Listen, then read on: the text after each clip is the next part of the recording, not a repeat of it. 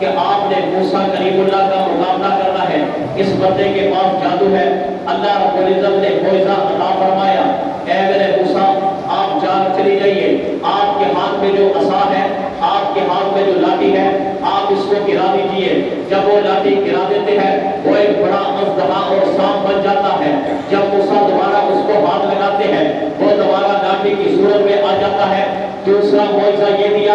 آپ نے بغل میں ہاتھ رکھا، بغل میں ہاتھ نکال کر کے جب سامنے رکھا تو وہ سورج سے زیادہ چمکدار ہو گیا۔ جب فرعون کے سامنے یہ رکھ دیا، فرعون نے کہا یہ جادو ہے، یہ کیسے ہو سکتا ہے کہ ایک لاٹھی کو سامنے رکھ دیا جائے اور وہ سانپ اور اژدہا بن جائے؟ یہ کیسے ہو سکتا ہے کہ اس ہاتھ کو بغل میں رکھ دیا جائے وہ چمکدار ہو جائے؟ اس نے 80,000 جادوگروں کو بلا کے موسیٰ کلیم اللہ کا مقابلہ کروانا چاہا۔ جب میدان کارزار میں اترتے ہیں حضرت موسیٰ ایک طرف ہے، وہ جادوگر ایک طرف ہے۔ جب حضرت موسیٰ علیہ السلام کو دیکھتے ہیں وہ سمجھ جاتے ہیں کہ یہ جادو نہیں ہے بلکہ یہ واقعتاً نبی ہے، یہ جادو نہیں ہے بلکہ یہ واقعتاً علم اور کتاب اتری ہے۔ اور جب انہوں نے اپنی رسیاں پھینکی 80,000 کے 80,000 جادوگروں نے، اگر یہ موسیٰ کلیم اللہ جب اپنی اژدہا اپنی لاٹھی جب لاٹھی گرا دیتا ہے وہ اژدہا بن جاتا ہے، وہ ایک روانے میں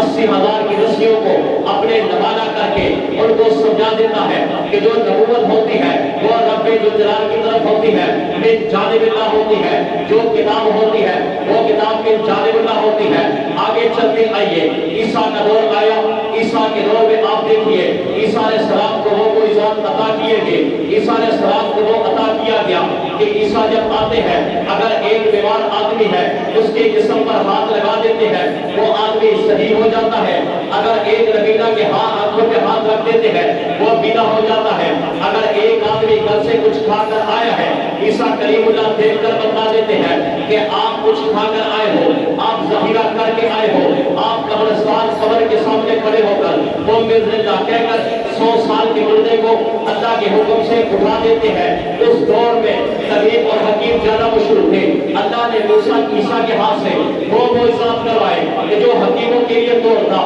جب جناب نبی کریم کی باری آئی، جناب ختم الرسول کی باری آئی، اس قرآن آقا پر قربان جاؤ کہ اس دور میں شعر و شاعری کا ایک بہت بڑا طوفان تھا، اس دور میں ایک بہت بڑا تمدن تھا، فصاحت اور بلاغت کا وہ دور، وہ ایسا دور تھا، وہ لوگ ایسے لوگ تھے وہ کہا کرتے تھے آؤ ہمارے ساتھ مقابلہ